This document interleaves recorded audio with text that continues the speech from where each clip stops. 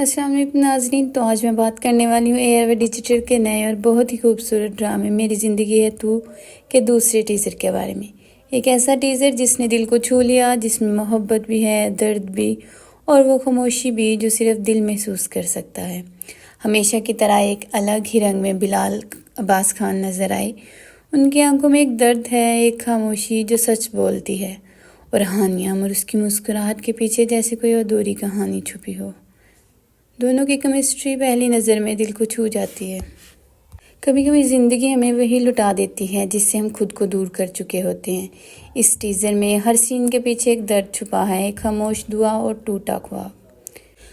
ہانیہ کی آنکھوں میں وہ لرزش بتاتی ہے جو کہ مضبوط دکھتی ضرور ہے مگر اندر سے ٹوٹ چکی ہے۔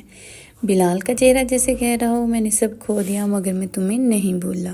یہ کہانی صرف جدائی کی نہیں، کہیں نہ کہیں امید بھی ہے، وہ امید کہ شاید ایک دن دلوں کے فاصلے مٹ جائیں اور وہ وعدے پورے ہو جائیں جو وقت ادھورے چھوڑ گیا۔ ہر فریم، ہر منظر ایک نیا احساس دیتا ہے۔ یہی چیز میری زندگی ہے تو کو خاص بناتی ہے۔ دوستو، آپ کو یہ ٹیزر کیسا لگا؟ کمنٹس میں ضرور بتائیں۔